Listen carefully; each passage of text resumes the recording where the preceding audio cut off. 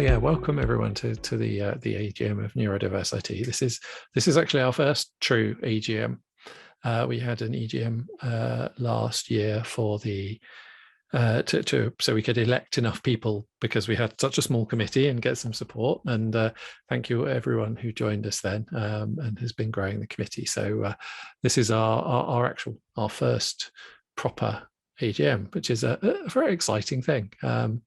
Yeah, it's been a while getting things set up, but we are feels like we are growing and getting there. So yeah, thank you all for joining us very much today.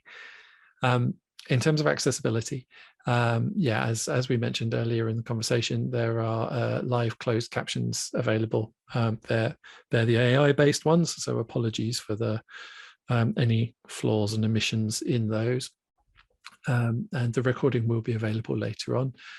If there will be opportunities to interact and to join us throughout the meeting, by all means leave your camera on, but equally if you would prefer to, you can turn your camera off and interact through the chat or through voice as well, whichever is easiest for you. I'm going to make sure I've got the chat up. So, your picture's a bit shaky, Matt. I don't know if it's just me. Sorry, what's up? Your picture's a bit shaky. Shaky? Oh, that's interesting. Yeah, it's as if it's like stuttering. I don't know. I don't know if it's just me. I hide myself view normally. It looks okay my end, assuming that's a bandwidth thing somewhere. It looks okay. Is it okay for everyone else or for anyone else? Okay. Okay for me. Cool. Thank you. Cool. Okay. And we'll keep an eye on that one. Thank you for checking. So yeah. Does anyone have any other access requirements that that we're not meeting some way right now that we might be able to?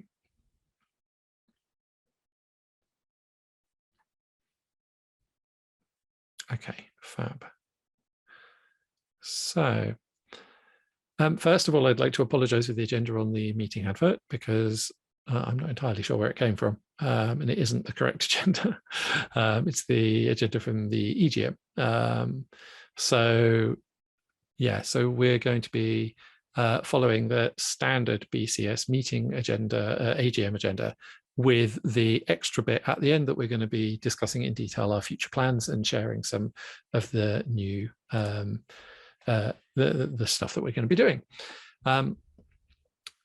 Now, I do have some specific kind of steps to get through with this AGM and formal things I need to do. So I'd be grateful if we can kind of try and stick to the structure as it is, and there'll be a lot of chance for open-ended discussion and exploration at the end.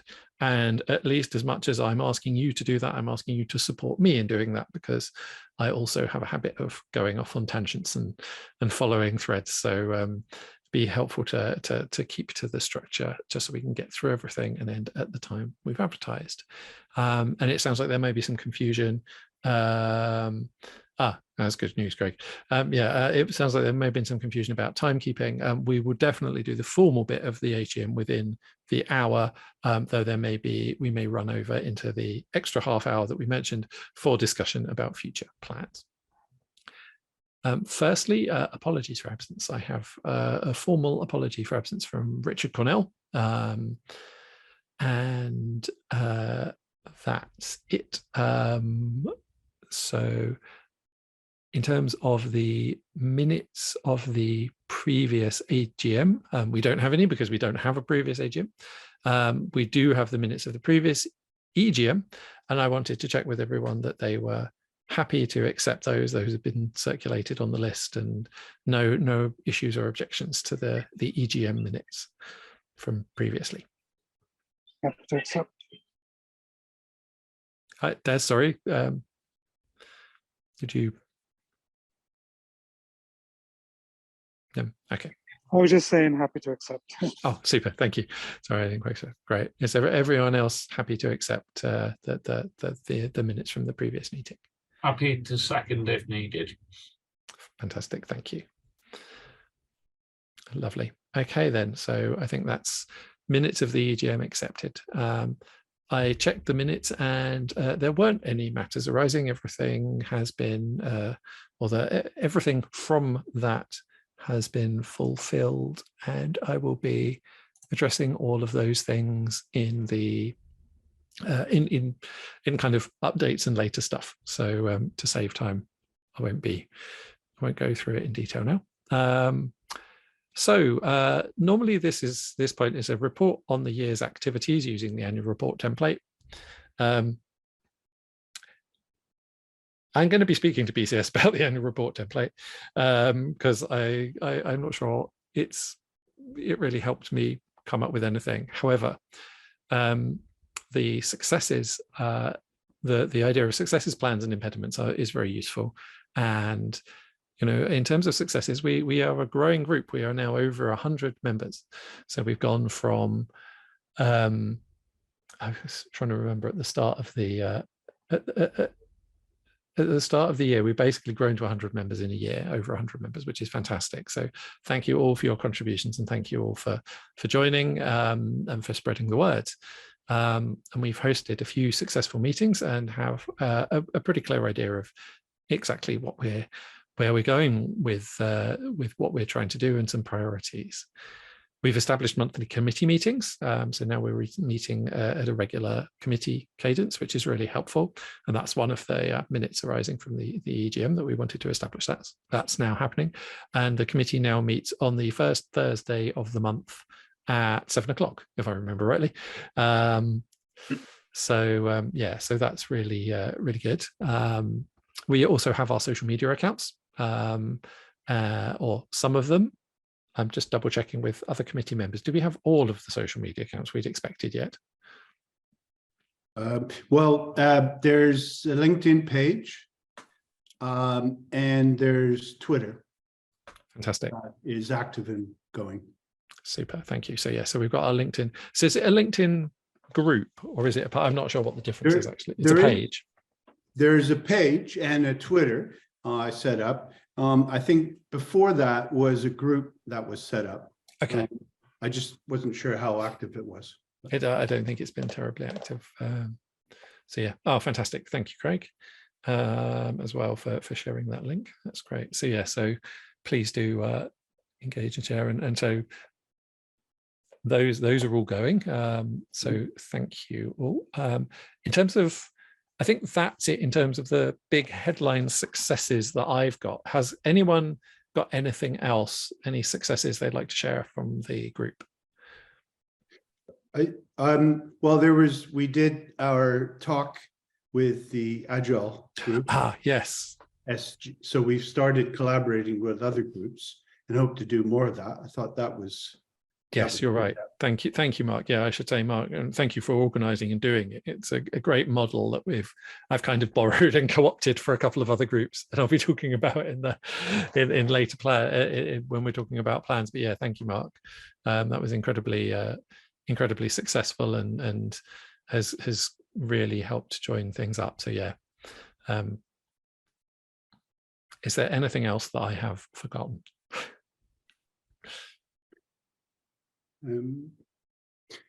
I think there have been some invites coming up, so that seems to mean we're starting to get known. That's one thing. We are. I'm going to be talking about plans and the kind of future success and plans, and there's some really good stuff coming up. I want to say that at this point, because we're going to do kind of plans and more discussion at the end, that just for the record, there are future plans, particularly around collaborating with multiple groups and with BCS Central as well. So there's some exciting stuff coming in the pipeline. In terms of impediments, which is also another part of the report, I have found that the tools and process that we have available to support us hasn't been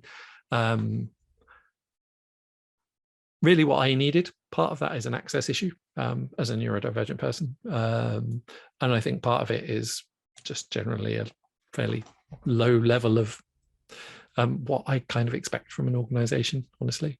And I've been working with BCS around addressing some of those. So I think there have been a few problems. Part of those problems, part of the impediments have been my own ability to organize stuff in the absence of the kind of tools I'm used to. So apologies for the fact that things haven't happened quite as fast as I'd expect and I'd hoped they would. And yeah, I think that's probably the headline one. Sorry, I'm just checking my notes. Yeah, but that for me has been the major issue coming up. Again, I think obviously plans and impediments kind of relate and addressing some of those. So we can revisit that at the end if anyone else has anything that they'd like to share or any specific challenges that they've had with the group as well and what we've been doing. So the next thing is, could I invite you, Des, to give our treasurer's report, please? Right, so in terms of the treasurer report, we had a budget available. We didn't actually use any of it. Part of not having any meetings and also just having virtual meetings. We didn't actually spend anything on those, and they were more informational to get the group up and running. And we did submit a budget for the coming year, which was approved. It is on the basis that we look at getting some sponsorship. But one of the things that we were contemplating, which was an annual in-person event, we believe we are going to take a bit longer to get that going. So we may not go ahead with that at this stage. Would that be fair to say, Matthew? I think so, yes. And I think where we do host an in-person event, it might well be at BCS offices in Moorgate in London, which has the advantage that it means that we don't need to cover any costs because BCS offers that space for us as a group without any cost to us directly. So that's an easier way to do it in the absence of finding more sponsorship. And I think, Des, it's fair to say that BCS has been looking to groups to find more sponsorship this year. That's right.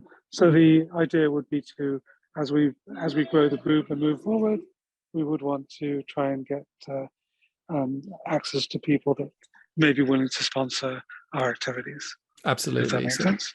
Yeah. So extending anything beyond the kind of basics does seem to be on a sponsorship basis now, which is just something to bear in mind for ideas.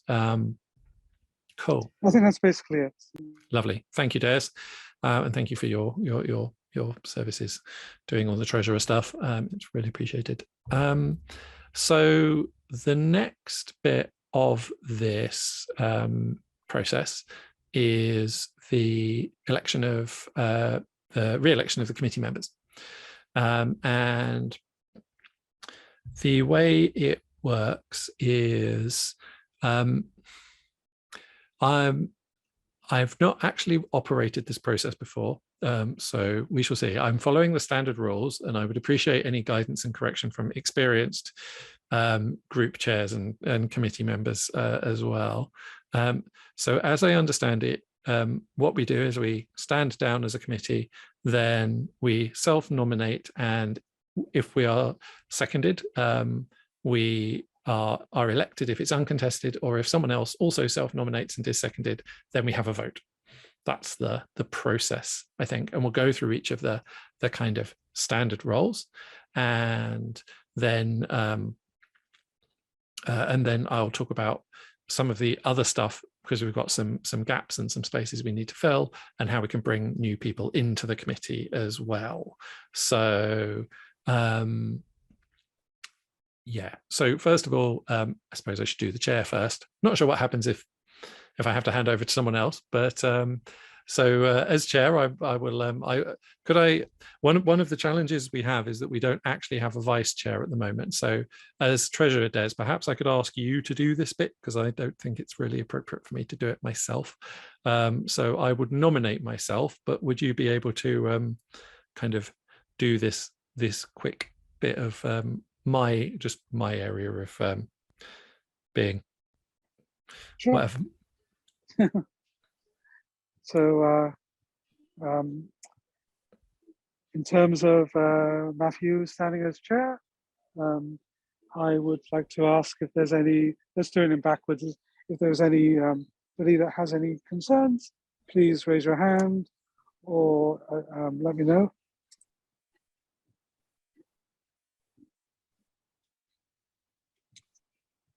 Hearing none and not seeing any hands, I'll go on to ask if everyone is in agreement. Please raise your hands.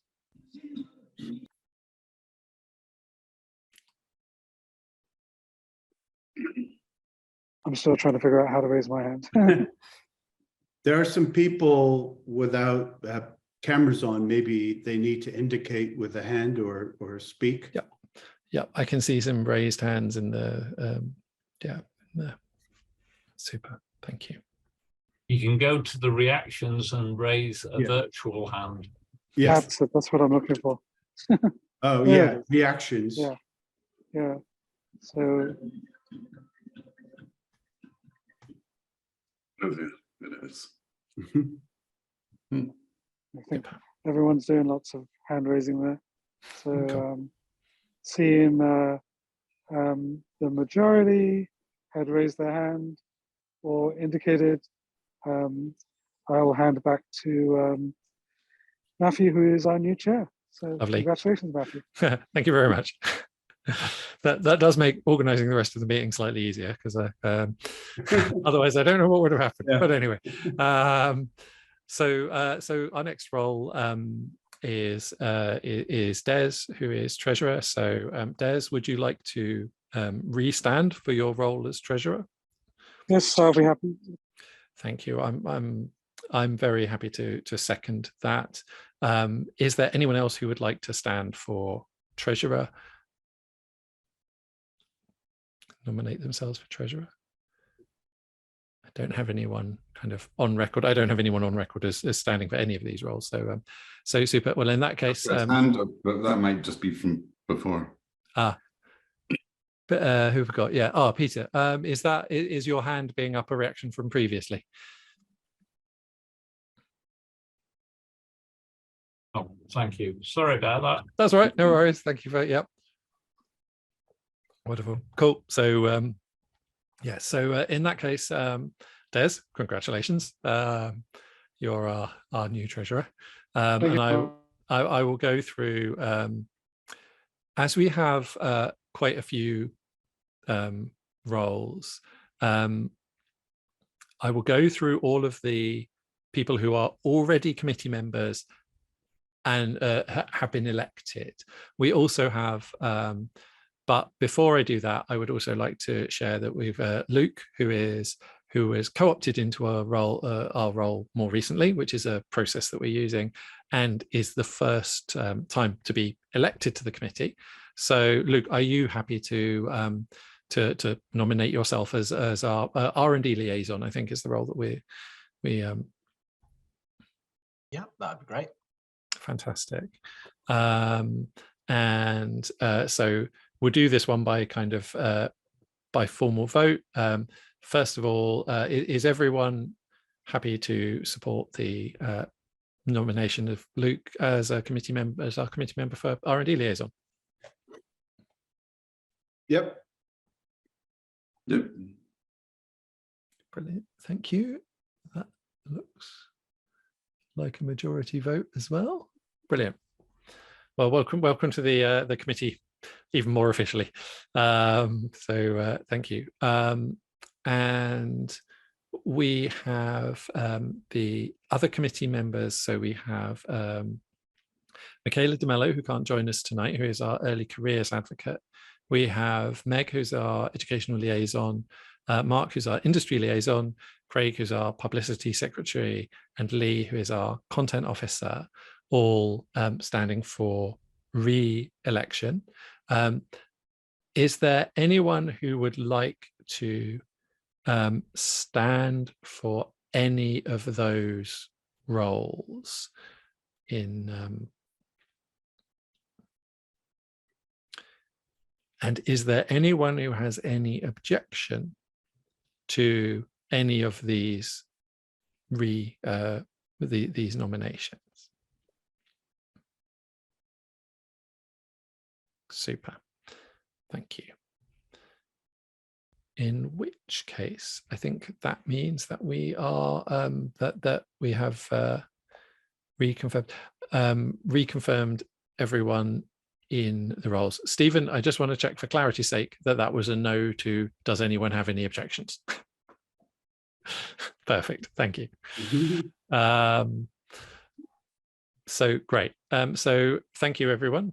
So that's everyone reconfirmed in the committee. Thank you all for your support. So I want to say that we have some open roles, some of them mandatory and some of them that I'd really like to fill because I like the support, honestly. The first one is inclusion officer.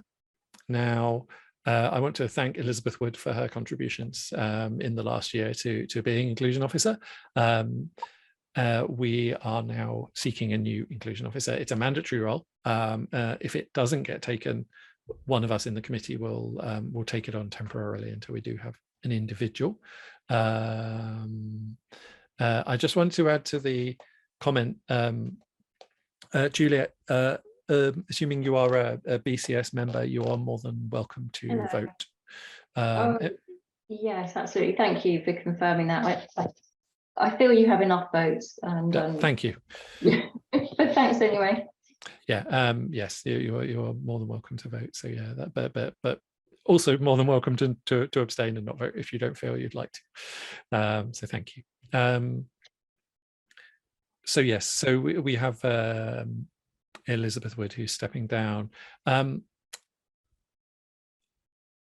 We also have the role of vice chair and secretary after Richard Cornell, who is also stepping down. And for those of you who don't know, Richard Cornell is one of the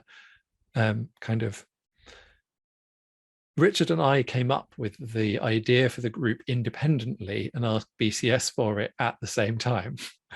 And so Richard is one of the kind of original members of the group and has stepped down for the time being. I very much hope that he's going to continue engaging, but he's not going to be able to take an active role for the foreseeable future. So I want to extend my thanks to Richard for all that he's done getting the group established. But that also means that we have vice chair and secretary roles free. We also have committee members who have been serving, Ruth Ellen Dankwa, Safwan Chatwan, Siobhan Lincoln, and Johnny Smo, who are all haven't been available to kind of reconfirm their roles this time. And I want to say, so they have kind of at least temporarily stepped down, and very happy to welcome people back in again if and when they have capacity. But thank you to everyone there for your contributions and support to the group. Where are we? Just going through my notes. So on that note, I know we have some new volunteers, and I can see Peter. Thank you for coming tonight, and thank you for expressing interest in the group. Be very, very happy for you to join us. The way that I think is probably based on kind of, we haven't got a formal process for this, but that we can, if you can attend a committee meeting of ours, then we can discuss in the committee, find a good fit role that feels appropriate, and then co-opt you to the committee, at which point, and then formally kind of confirm you in the committee later on if you know, when it comes to that, probably at the next AGM. And that's true for anyone here who is interested in volunteering. If you would like to, yeah, by all means, please do get in touch. And sorry if I did keep a list of people who I think have expressed interest, and I can't see anyone else, but I have overlooked you, sorry. And if you are sat there, either because you would like to express interest or the thought has occurred to you, please do either get in touch, say you can share it right now, and we'll organize something, or get in touch with me after the meeting. I'm more than happy with that. Great, thank you, Peter. Yeah. So I'm just going to take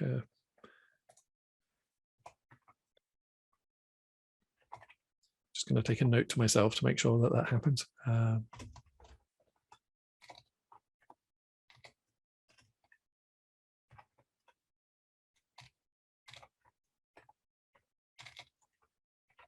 I'd be potentially interested in being involved as well, Matthew, but if it's okay with you, I'll just listen in for now, but potentially the option of being able to be co-opted at a future point might be something I would pursue. Lovely, thank you. By all means, get in touch with me at any point. We can do this at any point in the cycle. So sure. Yeah. Yeah. That's great. Okay.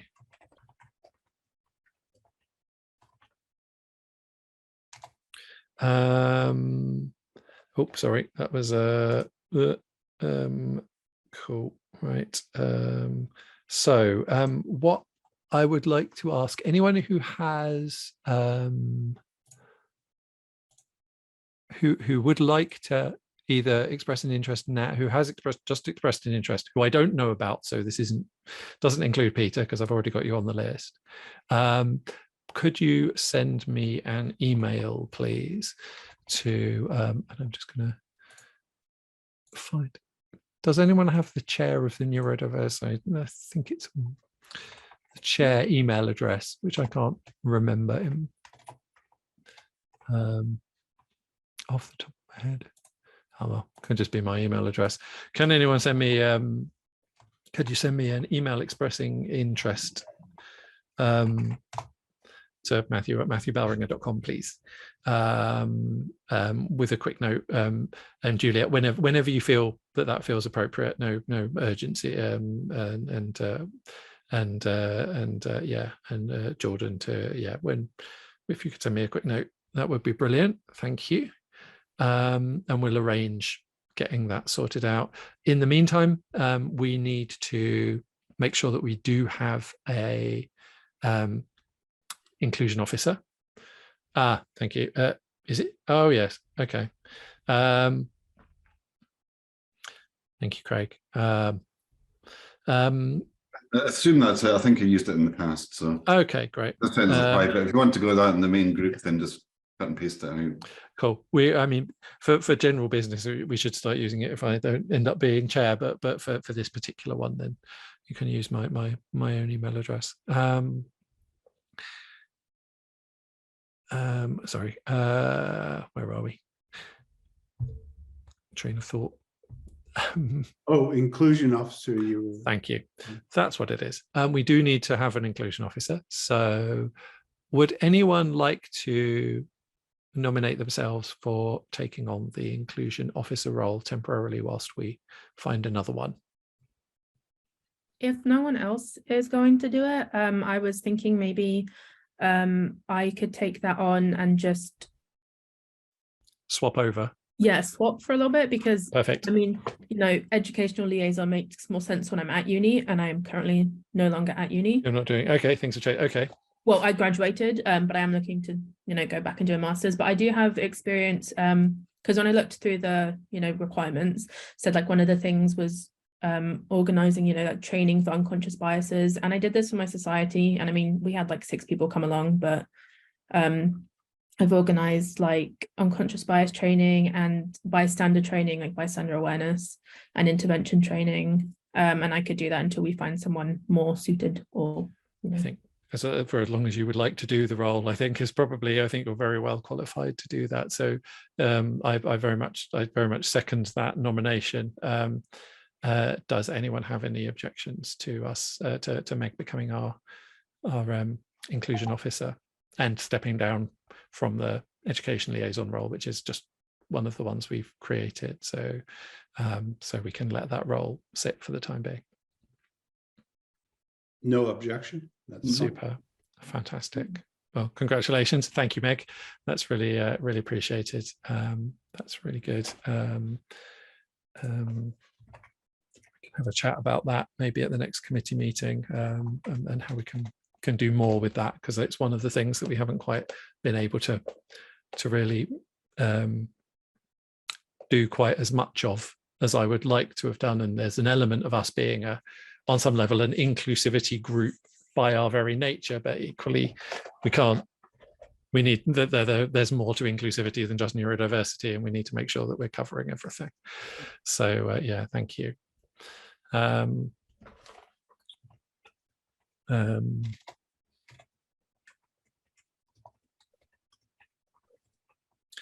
Wonderful. Okay, so that is it for the formal kind of elections part. So thank you all very much. In terms of any other business, I wanted to share that we as a group, we get to vote on the nominees for the council representatives for specialist groups, as we are a specialist group. The way that works is that we decide, I think, officially as a committee, and we share that with sorry, Dave. Yes, so to notice your comment as well. Yeah, inclusion officer of Pride. The inclusion, yes, that would be brilliant. I think I've been looking for more collaboration with. In fact, I'll add it to the with the other inclusion SGs, as it were. Digital divide and Pride. Yeah, I think we've got a lot in common and a lot of stuff to share. So I really appreciate that. Thank you. I agree. Sorry, Matthew, but that's not related to my hand. In fact, since I'm one of the candidates in the SG elections to council, I suggest that I drop off now. In fact, all I was going to say was we're not actually going to discuss it now. Oh, okay. So you don't. In that case, I won't. But thank you for your making us aware of the conflict of interest. No, we're what I was going to say was. We are asked to provide feedback, and the committee is asked to decide. I want to extend to everyone at the meeting the chance to give us as committee members feedback if you have any preferences or any thoughts, and we will decide at our next committee meeting. So, and that next committee meeting is on the 2nd. So if you have any thoughts, please get them to me by the 2nd of February, at which point we will decide based on all of the information we have available, and then put our group vote in. I think there's 2 vacancies and 3 people standing. Oh, is it 2 vacancies? Okay. And the votes open in about 3 weeks, I think. That's about it. So there's the deadline is a week after our committee meeting. I think it's somewhere around then or something like that. If you're talking about the 7th of February, that's when voting opens rather than closes. Oh, is it opens? Oh, yeah, that's my month's muddled up. Okay, great. So yes. Okay, so it's not quite so, but we'll still decide at the next committee meeting, because otherwise I'll probably forget and miss the next deadline. Yes, so that's the one piece of any other business that I have. Does anyone have any kind of formal any other business, AGM type any other business that they'd like to share before we close that bit of the meeting and move on to talking about sharing future plans? Sorry, quick one. You go ahead. Just a quick one to make a note of the new committee names to then update Basecamp in the mailing list. Yep.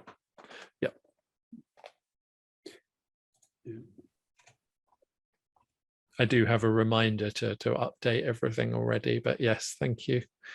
I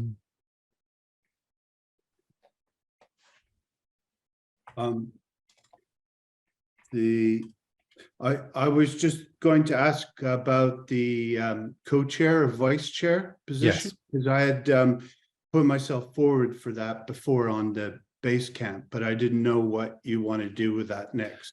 Yeah, we can have a chat about exactly how to divide the responsibilities. I think, I mean, theoretically, vice chair and secretary are separate positions. Normally, they're lumped together. I would like both of them to be filled, but they don't have to be the same person. So we can, based on all the available skills that we have, and in new people joining us as well, we can figure it out and make sure that we've just got all of those needs met, if that's okay, and just also make sure that it's something doable and interesting and attractive to you as well, because that's just as important. You know, it's important that we're all getting roles that meet our needs and are interesting. So yeah, absolutely. So I think we'll perhaps at the next the next committee meeting we can figure that out in detail, if that's all right, Mark. Is that okay? Oh yeah, sure. I mean, does it need a vote or anything, or it doesn't need a vote now. Okay. What we'll do, I think, is co-opt again and do and then take it to the committee. It kind of get ratified at the next AGM. Okay. Matthew, sorry to interject, Jordan, yeah, but I thought all the roles, even the non-mandatory ones, have to be voted in at the AGM. So the way that it works is that we can, they do when there's an AGM, but assuming that there aren't too many already co-opted roles, there's this process of co-opting, which means that by committee majority, we can kind of temporarily bring someone into a role until the next time it's formally voted on in the group, if that makes sense.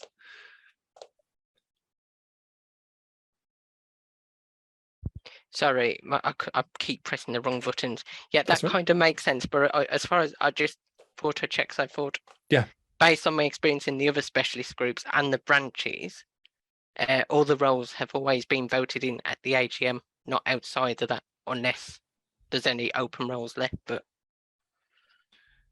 yeah, all of the mandatory roles need to be voted in at the AGM.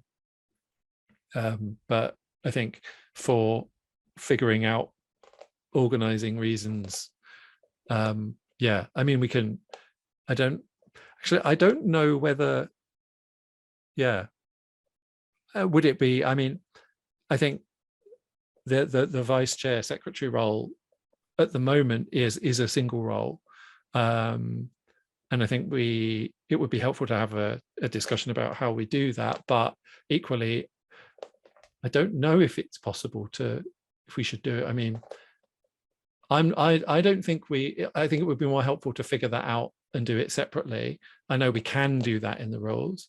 Does anyone, would you rather, do you think it would be helpful to do it now, or is that, what's the, we've used the co-opt mechanism before and I have checked it with Central BCS, so it is legitimate. Could I offer a proposal then? Yes. Which would be to maintain it in its current state for the moment, in preparation for the splitting of the role at the next AGM. Yes, thank you. And if we can take a vote on that, then it's done by agreement. Yeah, great idea, is it? Yeah, so yes, well, the AGMs are probably in October, so we're looking at about 9 months. Yes, I mean, that's well, typical. Yeah. Realistically, we're probably looking at about 12 months because this is an AGM. So, yeah. So going on for next year. So is everyone happy with that approach that we take? That we discuss the split, we co-opt members as needed, and then we formally vote on them at the next AGM, which may be up to a year's time. Yeah. Okay. That's fine. Great. Matthew, can you just add to the record? My abstention. Okay. I'm not accusing anyone of anything. This seems a bit, compared to the other specialist groups and branches, this way of doing stuff seems a bit at odds with what BCS have been telling us. Okay. So for that reason, I'm not against it. I'm just abstaining because I'm a bit unsure whether this is the right thing or not. Yeah, absolutely. This is what I understand to be the mechanism, but I'm completely happy. Yeah, please do note that down, and it'd be good to. I'll follow it up because that's not aware of a vice chair in some of the groups I'm in, but maybe it's just useful to get a copy of the BCS rules so that we're all clear. Because I think that in the past, each group had its own constitution, and then I was told, no, we don't do that anymore. It's just a standard set for everybody. So if we just have the set, then we'll be ready for the next one. Yeah, we do have the standard constitution, and I have been kind of checking the rules in preparation for all of this. But again, you know, it is my understanding versus other people's and checking in. So yeah, this is the mechanism that I've been working on with our BCS central colleagues. But yeah. Yeah. But I know we do need to fill. We'd need to fill chair, treasurer, early careers, and inclusion officer at the AGM. That I know is definitely the case. And beyond that, I think it's we can, but yeah. So yeah, it's partly just a procedural thing and a timing thing. So yeah.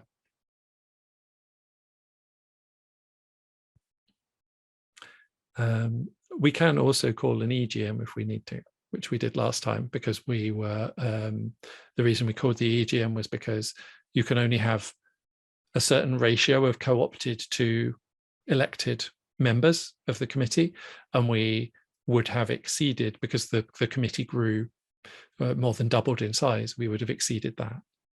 So that's what led to us doing that. I don't think we're going to be in that situation this year because we've got enough elected members. So I think we can go ahead and do it that way. But yeah, but I'm very happy to be corrected on any of those points if I'm wrong. So yeah.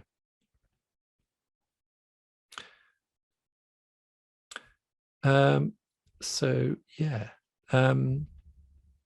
Okay, does anyone have any other business?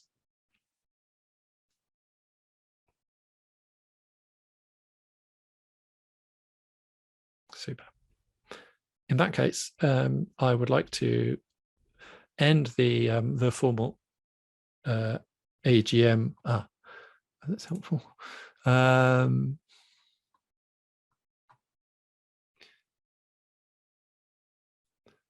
Not expecting you to read all that just now, but I had a quick look and couldn't see anything relevant. Yeah, we have been. I kind of have been working on this process, so I've done it recently with others. So and checked it with everyone. So it does. I'm not sure if it's the way that everyone operates. It's partly being a new group and having quite a high degree of change and development and people leaving and joining. That I think, you know, ideally, I agree. I would like to bring everything to the AGM and do it right there and then. But there's also stuff that we need to do to sort everything out and make sure it's all going to work properly that we haven't had the chance to do. So that's my other reasoning for doing it this way. Cool. So yeah, so we can bring that to a close. And now I'd like to move on to future plans for the group.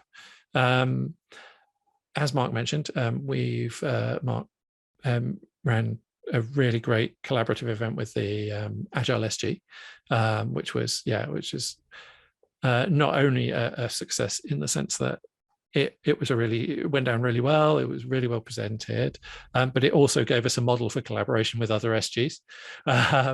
So I am going to be talking to the. I'm going to have to remind myself because I've been talking to a lot of people. going to be talking to the Business Change SG on the 28th of February in a very similar event.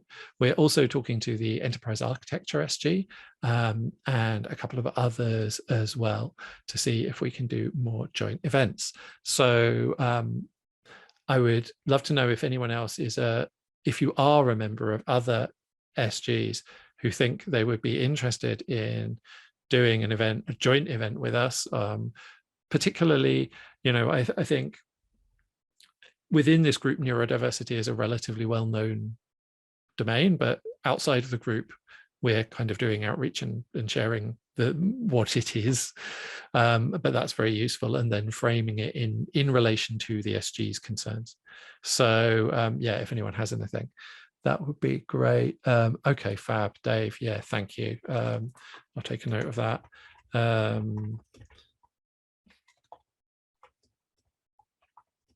We can have a chat about exactly how what would be most useful to your group and how to bring that together, but that's brilliant. Thank you. Super. Yeah. And I mean, personally, you know, I think there's a, yeah. And I want to say, obviously, you know, I think with some groups, there's a really obvious overlap. I think Agile has an overlap in the way that there are probably more neurodivergent people than baseline numbers doing Agile stuff. And similarly, knowing the statistics as I do, probably more neurodivergent people in the Pride group than in baseline groups as well. So so I think, you know, it's great to be reaching out to those places where it might be a really good overlap, but equally happy to go further. So okay, fantastic. Which ones? I apologize for my ignorance. What does the acronym IRMA stand for? Information, risk management and assurance. Okay. Yeah, that would be fantastic if you come and if we could collaborate in some way. Or yeah, yes, please. Could you drop me an email or drop me your email address on the private message, and we'll arrange that. Yes, we'll do.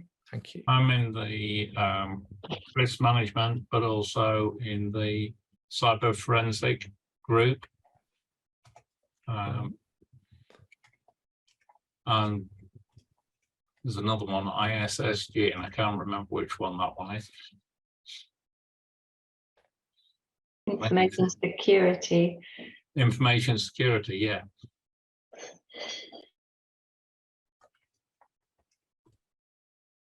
Cool. Okay. Matthews, I got messaged by someone called Lauren Mitchell. Yes. UCS, about neurodiversity in the mind of the architect. Although he didn't get back to me, but he had messaged me on LinkedIn about potentially that event, but I haven't heard back.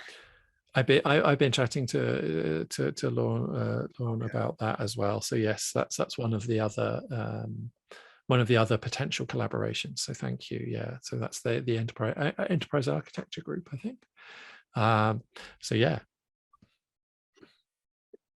Okay. No, it'd be good to find out more. I've done the architect part before in previous jobs too. Yeah. And Meg, yeah, I completely agree with your comment. I think there's a particular. I used to be on what was then called the elite group. I think it's called the Leaders in IT group now, but somebody I know quite well is on that committee. So if I wanted to do a joint thing with leadership, the door's open there as well. I think there's, for me, what I would really love to do in that circumstance is to combine with Meg's comment and actually to talk about diversity in leadership as a more general topic. I think that'd be good. I was bored at work today, so I read through our diversity reports. And when, like, I've done a lot of work about gender and computing, and you always see like, oh, there's more women in tech, more women in tech, but it's always because they're combining like admin roles and lower down roles, and really rarely talking about leadership. Like the amount of CEOs that are women in tech is still really small. So it'd be good to see how like our different diversity groups have managed their like careers becoming leaders? I think that is one of the big problems, and it's certainly one that has been identified within my employ, and it's the fact that, yes, you can get people through the door at the lower level in the organization, but they don't progress, and they don't progress because they are neurodiverse. They don't fit the existing culture. But the problem is it's catch-22. You can't change the culture until you change some of those posts in management. And that is really difficult. And if there are, especially with hidden disabilities like neurodiversity, you end up in a situation where you don't get anywhere. Yeah, I think that, you know, for a lot of the awkward word minority group, or marginalized groups, I should say, because minority isn't always accurate, that there is a functional glass ceiling. And that people are might be represented in the lower levels of the organizations, but they're not represented in the higher levels. And I think that's true for almost all marginalized groups. And so I think that conversation with leadership would be a really, really interesting one across all of them. I don't know, Craig, whether that group is the right one to take it to, or how we could have that conversation. But future discussion then. Yeah, but thank you. And related to this, I wanted to share that I'm in conversation with BCS around their diversity and inclusion report. You might remember last year that was kind of, they had a kind of guest, I'm sure they called it a takeover, the kind of guest contributor from Coding Black Females as a group. And this year it's going to be either NeurodiverseIT or NeurodiverseIT and a couple of other groups, I hope. Great, thanks for joining, Jordan, and see you soon. So we're also looking at the relationship between physical disability as well, and making sure that may be represented. So that may be the framing. So, but long winding story short, yeah, we're going to be, we can use that as well. So the diversity and inclusion report, and also it's great news that we have, you know, the attention of BCS and can use that. So if anyone's got any ideas or anything that you particularly want to do with that, or use that in any way for the stuff we're talking about, then yeah, please do let me know and join in, and we can do something cool. So yeah. Where else? So yes, with the digital divide group, there is also some stuff. I've been chatting to Freddie, and also had a conversation with someone around another BCS member around accessibility and accessible design of the website, and some stuff around that. And actually BCS have done some really good work themselves around making their platform more accessible. And so I've been talking to them about the potential of maybe putting together a talk or something around that to explain like web accessibility and some of that stuff, because it feels very relevant to me. And you know, one of my regular, it also highlights some of the difficulties in that space, which are always worth discussing, which is, you know, that accessible for one person can be inaccessible for another, given that the recommendations around really high contrast designs are good for people with visual impairment, but for autistic people like me can often be a problem. It's more around the adaptiveness. Great, thank you, Craig. I'll see you again soon. The other thing to add to that, I follow this woman on TikTok, and she talks a lot about dark UX, about how, you know, you try and exit like a sale coupon, and it's really hard to find the exit button, but it's really easy to find the input your email button. And that kind of comes back to, like, you know, digital literacy, like knowing where to find what, because websites are designed, like, especially companies that sell a product, they're designed for you to buy that product. And when you're not able to navigate a website because of the way they've designed it, it can be really hard to just like do what you want to do on a website. Yeah, I think I completely agree. And for me, the guidelines are very much at that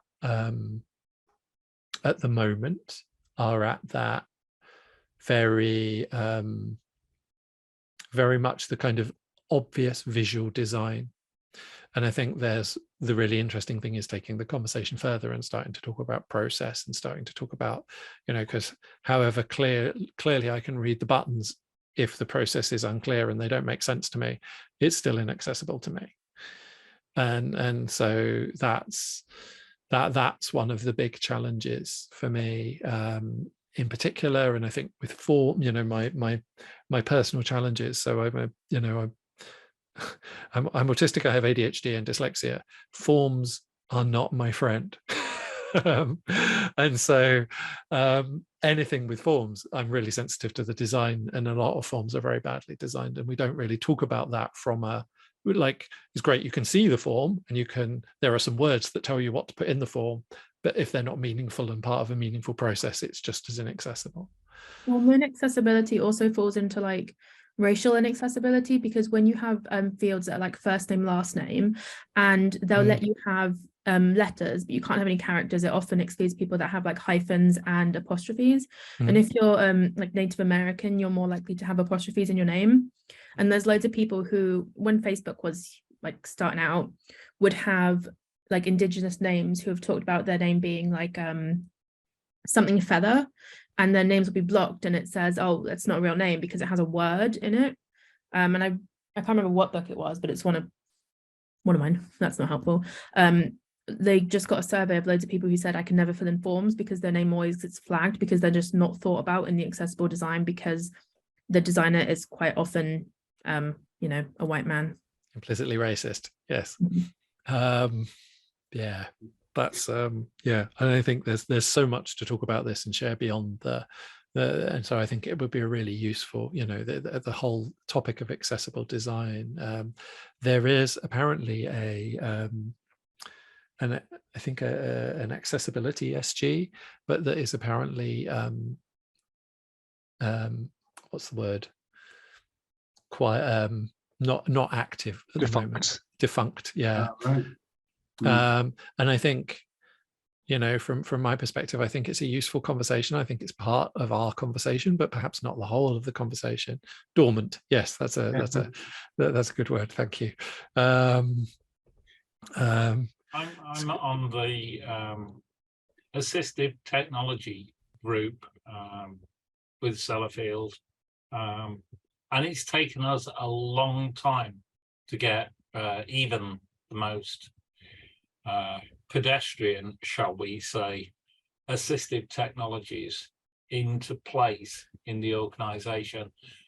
And one of the problems that you've got is we live in a fast-moving world. And I'll give you an example. My wife is older than me, and she wears hearing aids. We're moving over to a situation where hearing aids come with Bluetooth. Why? Because that's the prevalent technology. It's just like, and you can understand the reasons why, but we issued out cameras instead of using mobile phones, because mobile phones were banned on site because you could take a picture and exfiltrate it off site. But it got to a point eventually where, no, you have to go via a different route and make sure that the camera on your phone is suitably secured. No, you're not allowed to use your personal phone. You can only use a works phone, but then you move it forward, and it's a constant movement forward. And I think that area of assistive technology is a really important one. Thank you. Yeah, I think this is another really important point perhaps to share beyond our area of direct experience, that this isn't a, you know, this idea of, thank you for joining us, Juliet. Yeah, this is an ongoing process of improvement. and will continue to be. It's not something that can be solved and done and dusted in the way that a lot of organizations, right, accessibility, we've done that, next. It's not that. Well, just to mention a couple of angles. So for, making things accessible isn't about, guidelines from W3G, like there's a project we're doing at Tech London Advocates, is Neurodiversity Digital Hub. And the idea of people being able to ask questions that will help in their career or in their startup. Instead of a forum, the idea is to kind of give them the chance to take a video or record something as a voice and submit that instead of filling in forms. So the idea is to open up the options by which you can ask about something, and in a way that would relate to what you prefer. So some people might prefer to record a video, so they don't have to do it in the moment in real time or fill a form in. So that would, it's about opening up that space a bit more than just tweaking the existing design guidelines. And I think that's really where accessibility needs to go, much bigger than, whole opening up, much bigger than that. The last bit was just, I know Dave and I were at something around this assistive technology and how that relates to the digital divide. So that's just another angle in terms of, it's great to have built technology that specifically serves people that need it, but if there's this divide in place, there's an issue there too. So that has to be part of inclusion, that has a role to play in that too. So I'm just bringing that up too as another kind of combination that is worth looking at too. Yeah, thank you. Yeah, I think that maintaining coherence is a really important part of this. One of the things that I'm working with BCS themselves on is I've found my interactions with BCS as an organization in terms of process, not very accessible, which is unfortunate. And I found that I don't have access to the kind of tools that I would normally use to manage the things that I find more difficult, and that I'm not able to use those tools to interact through and with BCS. I understand why, though I would really like BCS to be showing some leadership in this area. I think BCS should be, this should actually be, this is so core to the profession that BCS has a unique kind of place to actually move the practice forward, share the really effective practice, just like everyone, like you were suggesting, Mark, and so I am working with BCS on that. That said, if others have other angles to also work in a similar way, I would be very grateful. Dave, did you? Yeah, and apologies if this might be a little appropriate given there's a vote coming up in the next couple of weeks. The SG seats on council, I think, are one of the ways, and they seem to be an ideal way of doing that. Yeah, there are SG seats on council. And council does advise trustee board, and it does have a voice. So hopefully that's we need to, and I think SGs in general need to take better advantage of that. Yeah, thank you. Looking at all of that's really helpful. And I think whilst I know you're standing, it's actually helpful for us just to understand what, to have you here to tell us what's expected, because it's not like the workings of BCS are a little bit even as a chair and someone who's been a volunteer for going on for over 10 years, I still find bits and like processes in the BCS. I'm like, what's that? I don't remember what that bit does. Yeah. Yeah, it's a good learning for myself, because this is the first committee I've been involved in, despite being a member for like several years. So it's useful to hear that, how that goes. Got to find all options really to make it happen. I mean, I must admit this equally. This is the first time I've raised my head above the proverbial parapet. And I only did that at the age of 56, because I quite honestly believe that, well, if I haven't gone anywhere by now, I'm not going anywhere, full stop. So I may as well go and help others not to go through what I've gone through. And I think that is hugely, hugely important. The other thing I would say, and I know Matthew's already aware of, I gave a talk down at the British Mensa annual gathering this year in Southampton. And the talk was on neurodiversity and the curse of being 2E. And it is a curse to be intelligent, and yet you don't get that intelligence recognized. That is a double whammy, if you know what I mean. And it's that thing that we need to change that, and we need to change it more than anything, because as neurodiverse individuals, we make up, well, there are different estimates, but between 15 and 20% of the population. And I did some work in looking at, especially in the autistic community, the levels of non-engagement with the labour market are huge.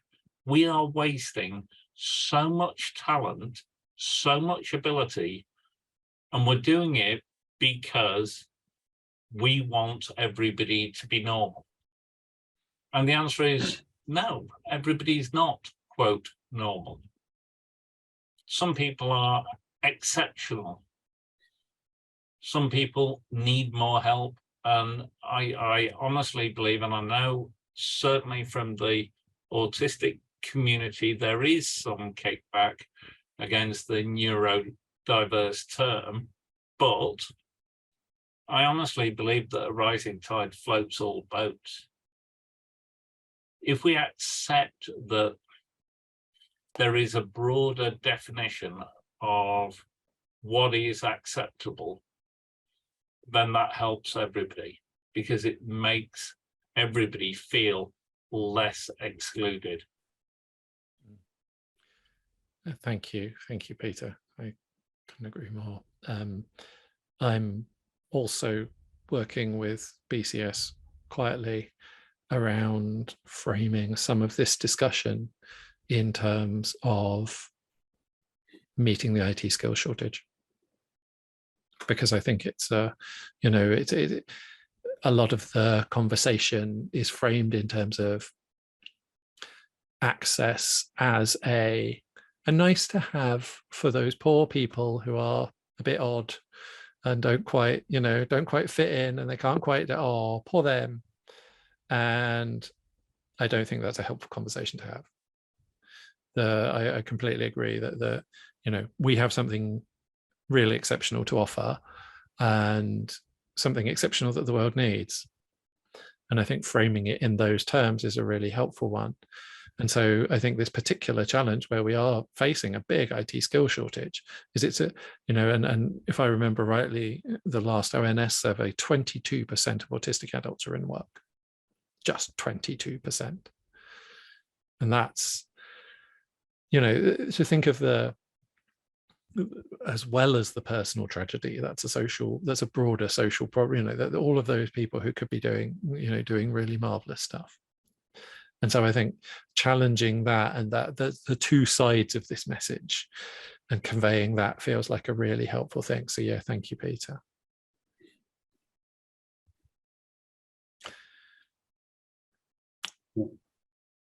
Does sorry. Go ahead. Yeah, just quickly. Yeah, maybe that does relate a lot more to the social model versus the other models we know of around disability, and the reframe you're talking about is also about people have to understand they are biased towards what they know and social norms. And this is what the issue is that there's some sort of subscription to social norms as being the right thing. And that mindset works against the idea that in fact it's a construct, and it needs to be addressed, but it's very hard because people have to wake up within it. So it's but it is something along those lines that could be worked on, in a way that might open people's minds a bit more on that. So sorry, just finishing off that. Has anybody ever heard of it's called the ADHD Foundation, although that is a little bit of a misnomer in so much as it runs a thing called the Umbrella event. Someone mentioned that to me. Was it? It wasn't you? I've definitely heard that recently. Was it in our conversation? Yeah, I think I mentioned it to you. I've been in discussions because the ADHD Foundation is one of our sponsoring organizations. All of our employee-led networks have to have an external sponsor, and that basically makes sure that the information that we give is accurate and fair and appropriate. But theirs is a very much ableist view of neurodiversity. And all right, it says it's the ADHD Foundation, but in actual fact, it covers a broad umbrella of the comorbid conditions that sit alongside. And they've got a heck of a lot of really, really good resources as well. So that's very much worth going and having a look, and I'll put the a link on the chat. Thank you.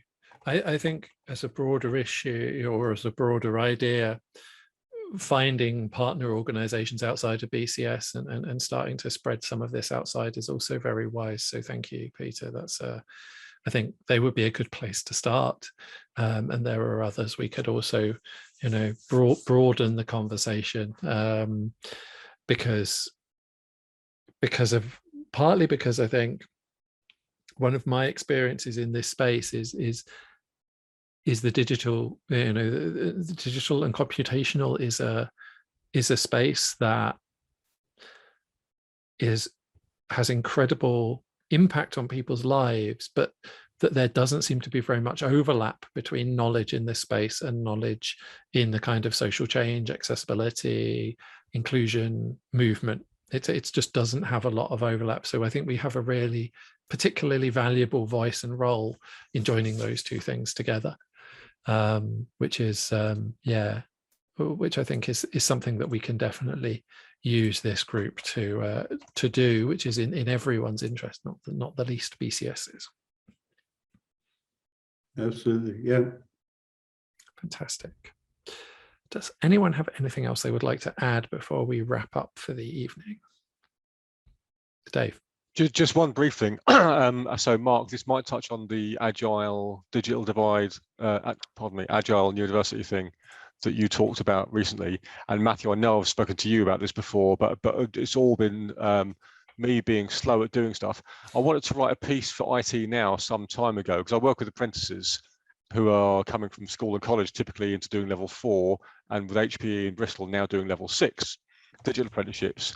And I wanted to do a kind of an exposition piece for the BCS magazine IT Now and say, here's where we are when it comes to things like how do neurodivergent students moving into apprenticeships cope?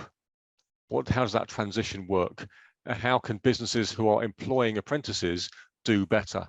And Mark, your talk touched really on a lot of wide areas, one of which was how do businesses as a whole in the IT space, in the digital space, deal with neurodivergent people.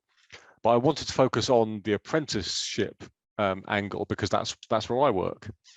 So if anyone's keen on, I want to say doing that collaboration, but really what I mean is picking up the ball with this one, because realistically speaking, I haven't had time to progress this very much.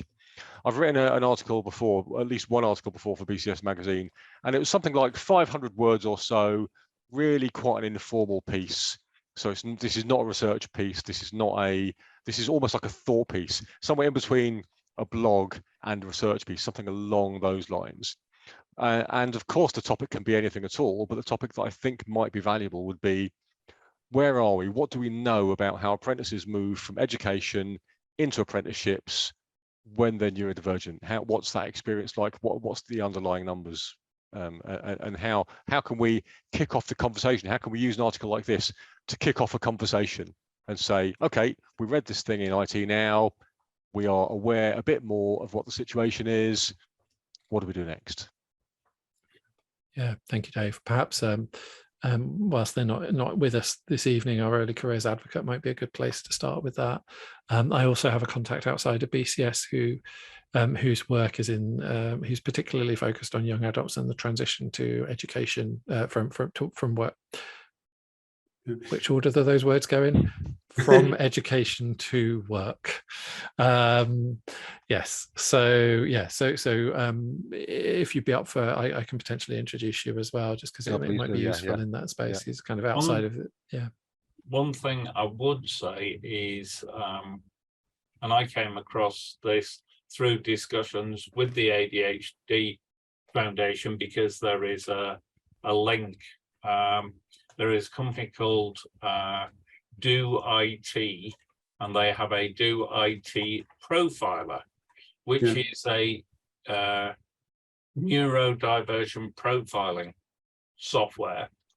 And that, to me, and I've suggested it to my own organisation, Sellafield, that can be used as a tool so that you can get people into the best role for their diverse skills. And to me, that applies not just to those who are diagnosed as neurodivergent, it's those who invariably would fall under the radar because they're not quite different enough to be classified.